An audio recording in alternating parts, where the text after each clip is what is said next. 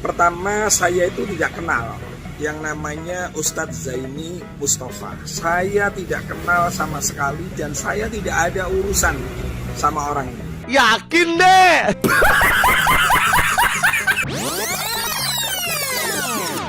Berkaitan saya mau tabayun kepada Pak Zaini karena di channel tersebut Pak Zaini melakukan ghibah, membangun narasi, membangun framing seakan-akan saya ini terlibat urusan daripada masalah yang dipermasalahkan oleh Pak Zaini.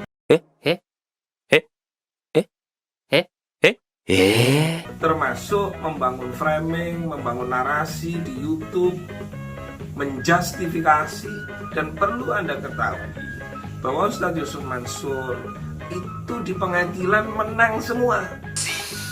Goblok. Gusto ko sa ulit challenge.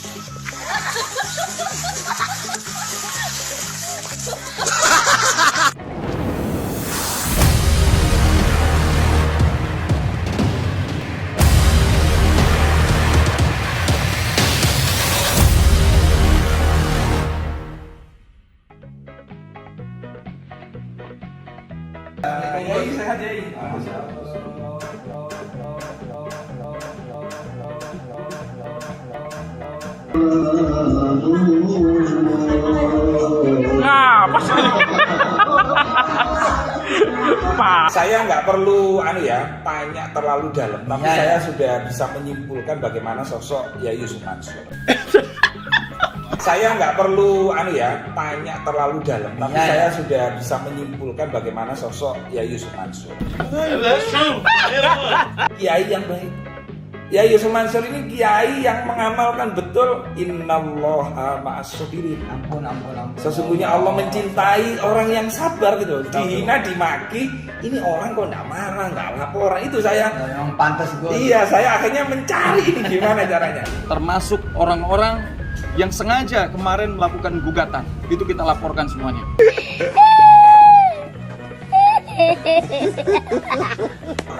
Jadi kita memperbaiki diri. Nah, soal ada duit orang yang memang belum saya pulangin, sebab satu dan lain hal. Ya saya kira pertemuan dengan Gus Rofi ini bagus. Ya, Siap. semuanya ke Gus Rofi aja. Siap. Alhamdulillah. Jadi hubungi saya, ya ini penting ini. Ya. 081 29638 2212. Ayo kita selesaikan dengan cara-cara kaidah agama kita, dengan cara-cara yang diajarkan oleh baginda Nabi Muhammad Shallallahu Alaihi Wasallam. Gus, terima kasih Gus, saya sudah ditransfer. Misalnya utangnya patungannya 12 sama 2, tapi ditransfer 16,5. Saya bingung loh, Mbak, berapa sih kerjasamanya itu? Ya itu Gus, yang sertifikat itu 12 sama 2. 12 juta sama 2 juta. Pak Soleh tadi juga tak goda ini. Masa sampean sudah kita bantu, ini sudah durasi 3 jam. Pak Soleh tak telepon, Pak Soleh, gitu kan, sudah kembali ya? Iya Gus, lebih lagi, gitu kan, sewenang gitu. Ya sudah, sampean sedekah ke anak yatim seikhlasnya, gitu. Tak kasih nomor rekeningnya pesantren. Ya udah biar transfer aja, saya ingin tahu aja. Dia transfer 1 juta gitu ke pesantren itu yang Gus Ismail tadi ya. Para investor ini, Ibu AR, Ibu Saja yang tampil di 2 video sebelum ini, atau para investor lain yang saat ini sedang menggugat Jam'an di Pengadilan Negeri Tangerang, mereka itu bukan sedang meminjamkan uang kepada Jam'an untuk berbisnis. Kalau mereka meminjamkan 10 juta atau 12 juta, kemudian 10 tahun kemudian Jam'an mengembalikan pokok pinjamannya, ya itu saya rasa wajar. Walaupun nilai mata uang itu sendiri sudah merosot tajam. Tetapi Ibu AR, Ibu Saja, dan ribuan investor lainnya, mereka itu berinvestasi dengan Jam'an gitu. Jadi jangan pernah berpikir Jam'an maupun Rufi'i dengan mengembalikan pokok investasi terus urusan itu menjadi selesai. Saya rasa tidak. Anda Jam'an karena itu sebuah investasi, maka harus disampaikan kepada para investor ini laporan keuangannya yang transparan, yang berkeadilan. Rugi atau beruntung di situ Anda harus sampaikan sehingga para investor ini bisa puas. Bukan uang pokok investasinya yang dikembalikan.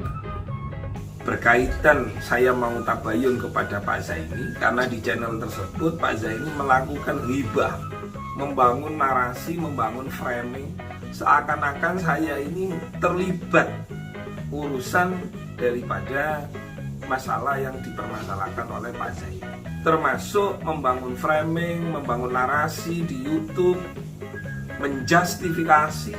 Dan perlu Anda ketahui bahwa Ustadz Yusuf Mansur itu di pengadilan menang semua.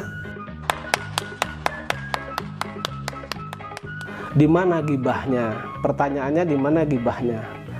Saya menceritakan investasi terkait dengan batu bara yang dialami, yang diderita oleh jamaah Masjid Darussalam Kota Wisata yang jumlah personnya atau orangnya hampir 250 orang, terus kemudian sudah 11 tahun, hampir 12 tahun belum terselesaikan, yang memang benar-benar bisnis batu bara ini dibawa oleh Yusuf Mansur, dipresentasikan oleh Yusuf Mansur, dan ketika uang jamaah sudah masuk, kemudian mulai tidak bisa gagal bayar, kemudian Yusuf Mansur juga yang mengatakan bahwa akan mengganti semua. Di mana gibahnya? Gibahnya saya itu di mana, kan begitu? Justru menurut saya gibahnya di mana? Nah, ini dikaitkan katanya gibahnya karena saya membuat narasi, menurut Gus Ropik ini membuat narasi yang seolah-olah Gus Ropik terlibat dalam urusan saya dengan Ustadz Yusuf Mansur ini. Coba dicermati sebaik mungkin, seteliti mungkin, bahwa video saya tersebut menceritakan tentang kronologis batu bara, dan kemudian saya mengatakan bahwa bisnis batu bara yang terjadi di kota wisata itu adalah benar terjadi, benar dialami, dan benar-benar sampai dengan saat ini belum dikembalikan.